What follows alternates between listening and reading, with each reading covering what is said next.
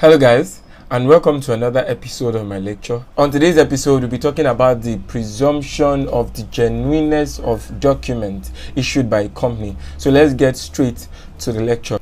So now, according to section 93C of CAMA, it says that the secretary of the company and every officer or agent of a company having authority to issue documents or certified copies of documents on behalf of the company has authority to warrant the genuineness of the accuracy of the copies so issued. So therefore, this extends the presumption of genuineness and accuracy of documents issued by secretary or other officers or agents of company with authority to issue or certify such documents. So the only thing you have to look at is, does the person here, the person that is issuing that particular document, does he have or does she have the authority to issue that document? The moment you can ascertain that the person has such authority to issue that document, then there is a presumption that that document so issued by the person with the authority is genuine.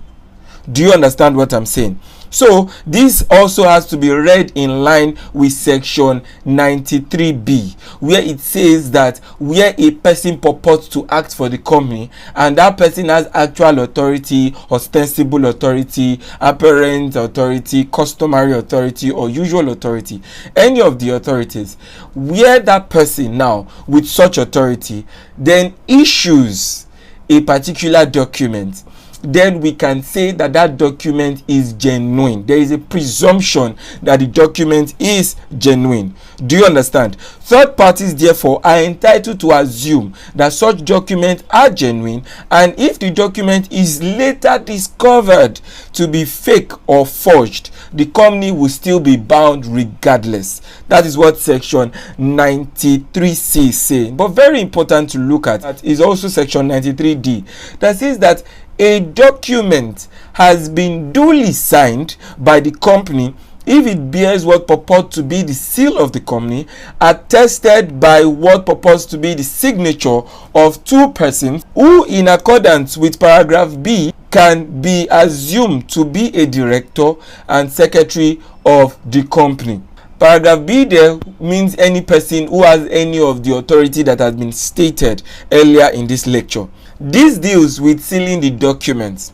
Where a seal purported to be the common seal of the company has been affixed to a deed, at least by signatures of persons to execute on company's behalf with all stated requirements relating to affixing of common seal of the company on such documents, the transaction binds the company, and the company can't claim that those who attested and executed the deed weren't duly appointed, that is if you go back to paragraph B, or that the signature or seal of the company weren't genuine, that is if you go to paragraph C. Do you understand? So when you go to paragraph C, it tells you that where a person issues a document, even where the document is fake or forged, the company will still be bound, provided that the person who issued it had authority from paragraph B. That's what was stated in paragraph C. Now when we get to paragraph D, it further reinstates that where the person who acts in paragraph B issues a document through paragraph C, then the document will be said to have been duly sealed. Do you understand? Now, section 93C and section 93D may be read together with section 94, which is very important. Section 94 provides a company would be liable to a third party for the act of any officer or agent. The company shall, except where there is a collision between the officer or agent and the third party, be liable, notwithstanding that the officer or agent has acted fraudulently or forged a document purporting to be sealed by or signed on behalf of the company. This basically restates what C and D is saying. So you must read C, D, and 94 together. When you read those provisions, you will see that the only time the company will not be liable will be where there is a collision between the third party and that particular officer. Now, this restates the existing principle that an act of agent within scope of actual or apparent authority doesn't cease to bind his principal merely because the agent was acting fraudulently and in furtherance of his own interest. This seemed to have overruled the decision in Reuben versus Great Finger Consolidated. Do not forget that that was our fifth exception under the common law. Well, it appears that it is not applicable under the Kama, as it has been expressly overruled by the provisions of section 93C(d) read together with section 94. And the Kama has upheld the rule in Lloyd versus Great Smith and Co. Therefore, we can see that a company remains liable for fraudulent act of its officers or agents except where there is a collision between the officer, agent and third party. The company would be able to escape liability because the party lacks good faith. So if you relate this again to the mansion and the third party, it will tell you that where a document is to be given by that mansion through any of its officers, do not forget that the officer that is giving that document must be such that has either of the authority: actual, ostensible, apparent, customary or usual. If he has either of these authority, then the document that he is giving, according to C, will be said to be a genuine document. That's subsection C. According to subsection D, if that person, as well as any other director that is supposed to sign the document, has also signed, then the document will be said to be duly sealed by the company.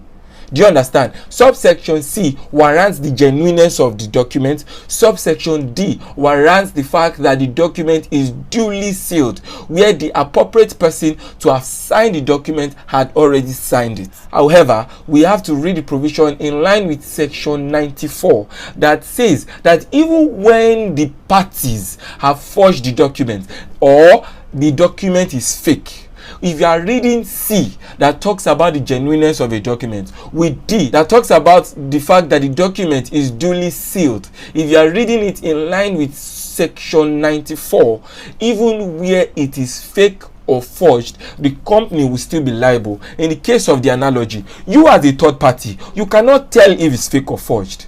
Do you understand? That's the essence of C, D and section 94.